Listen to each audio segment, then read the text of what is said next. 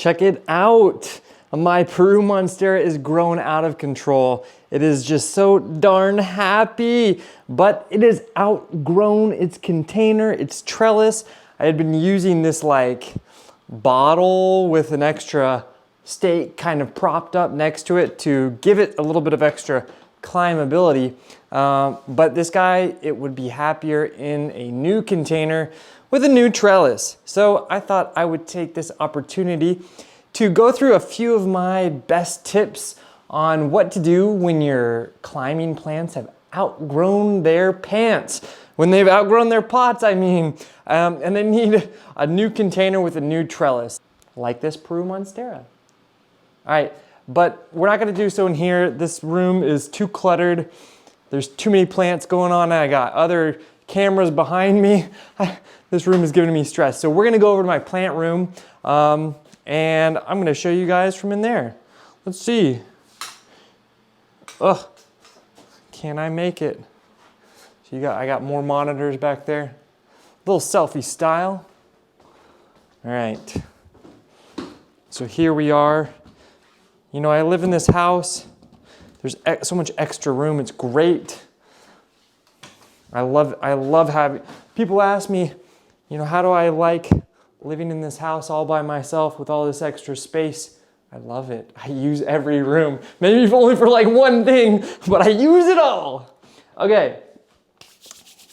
Okay, so my very first tip, which can be used for potting up any houseplant really, is that you really only want to pot up one size larger of a container. So what is the best way of kind of like figuring it out? Yes, you could use like a tape measure and just like find the dimensions and then add like 1 inch on each side, and that would be like one pot up. Another thing you can do that I like to do, I like to just take the original pot and I will put it in the new container, and if there's just like a little bit of extra room around the edges, well, that's perfect.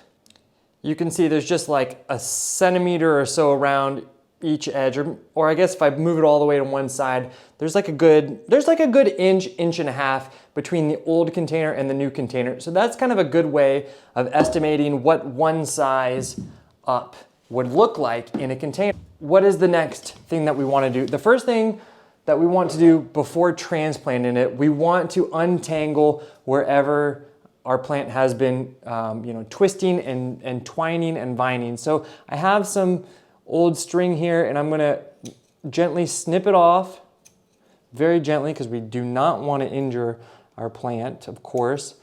I've had this plant for like 2 years now, and it had a great run in Seattle when I was living up there, and then it had a tough time when I moved from Seattle to eastern Pennsylvania outside of Philadelphia.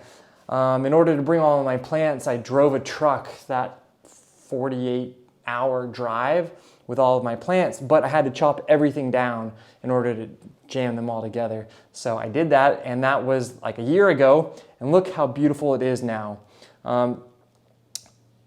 If this video is not necessarily pertinent to just this Peru Monstera, but if you are curious about tips on how to grow this, it's a very easy, Monstera are very, very easy plants, I find, in my opinion. This likes bright light. This is a container. It does not have any drainage holes. I don't let it stay too wet. I don't let it stay too dry, and that's kind of about it.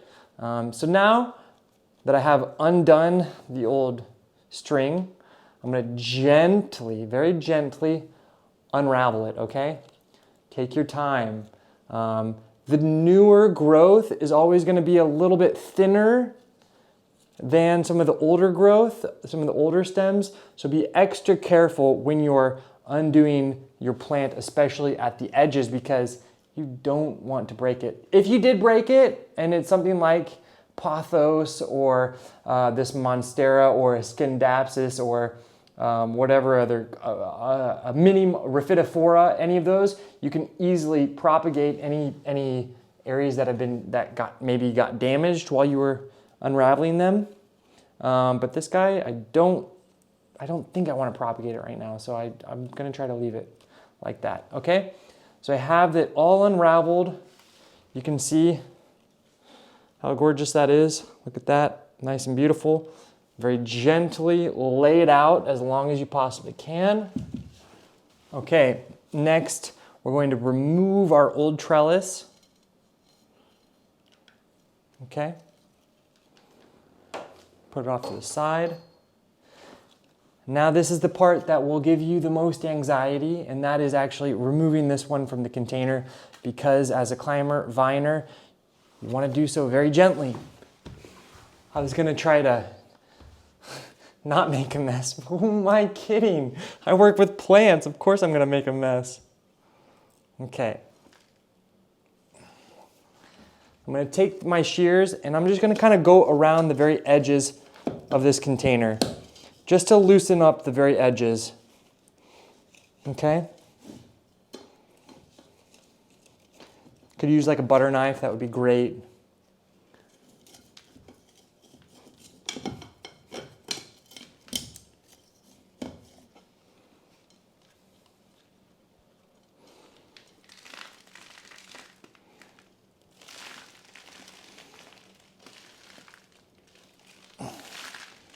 Okay, ever so gently, ever so gently. Okay, that wasn't so messy, right? That was pretty good. Now you have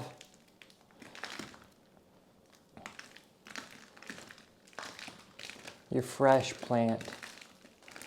I'm just going to try to remove some of the soil. I'm not, some plants you can remove a lot of the soil easily. This guy's a little bit more delicate, so I'm going to just use very, very like, when you were a little kid and your mom would just gently scratch your arms, at least my mom would. Those are the kind of fingers that I'm using right now. I'm not using coarse lumberjack hands. Just nice and gentle. Okay? Just like that. Okay, until I'm ready to replant it, I'm just gonna kind of place it in that old container and get it ready. All right, so now let's move on to our new container. So I've got this nice, lovely white container. I think it's gonna be quite beautiful with that rich, dark green. Build yourself a trellis. For me, here in Eastern Pennsylvania, there have been no bamboo stakes for miles to come. They're probably sitting on a boat somewhere at a dock ready to be unloaded, but they're not in any box stores that I've seen. Anyways, so I made my own. Very, very easy. When you're making your own, you want to make sure that it's going to actually fit inside your container. So how did I actually make it? Very simply. I bought these cheap dowel rods at Home Depot back in the wood section, and I have a saw, and I basically just sawed it into the pieces, like the length that I wanted to. So I sawed these two longer pieces, 1 and 2, and then I sawed 3 smaller pieces. I used a hot glue gun and I adhered them on each of these spots. It's easier if you have a friend to help, but I did it all on my own. A-okay. All right, so now that I know that this is gonna fit, I want to start by filling up the base of my container, of course. I'm using my houseplant blend.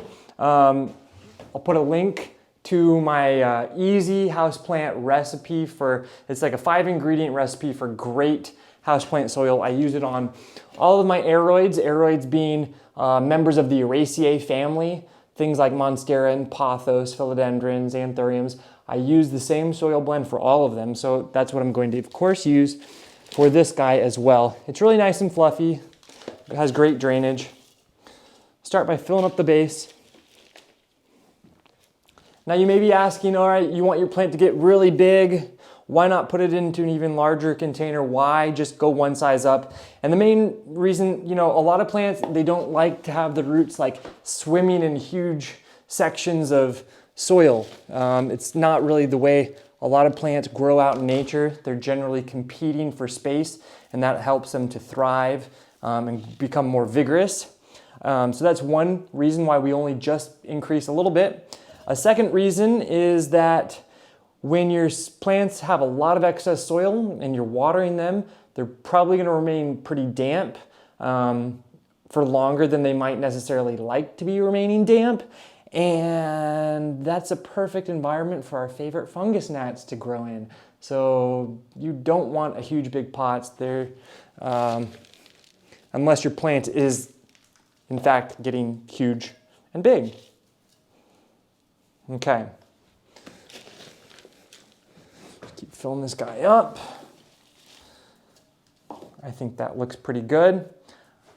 You can see I have it about 60% full so far.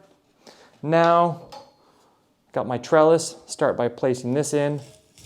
Place it all the way down in the bottom, just like that. Okay. Let's see if it's time to plant or a little bit more soil needed. All right, so I'm going to place the main crown of this plant in the middle of the container. And I'm going to fill up the rest with more soil. So now that I have it nice and filled up with nice fluffy soil, I'm going to give it some water, of course.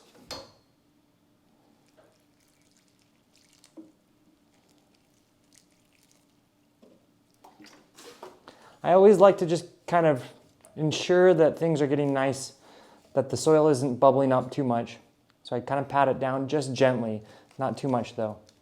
Okay, now I think what are we at? Are we at tip number, I lost count, tip number 4, tip number 5 at this point?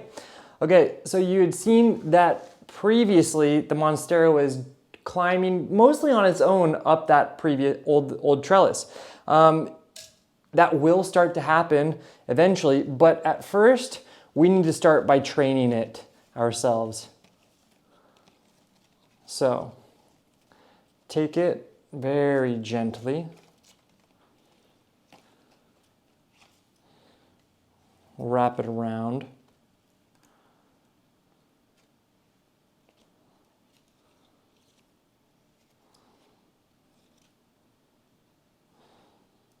Just like so. Remember those hands, those nice little scratchy hands? We're using those little scratchy hands again. Okay. So I'm just going to leave it just like that and see what happens. But in order to make sure that it stays growing upright, I'm going to provide some new string right at kind of some of these like grow points. That is kind of the last tip, is things like outdoor plants that are vines outside, like a clematis for instance, eventually, like plants like that, plants like this, they start to twine on their own, but at the beginning, they need to be trained with string. So I'm gonna just put string in a few little key areas just to ensure that the climbing takes place how I want it to. And I guess that's pretty much it. If you did want to take cuttings of your plants, of your climbers, this is a great opportunity to take cuttings and give it a chance to regrow. I'm not going to do it right now, but I could easily just take a cutting right here, and that would be fantastic. But I think for now, this guy is ready to go. I'm going to put him in a nice sunny spot with a grow light just for a little bit of extra sunlight loving, and watch him just take off.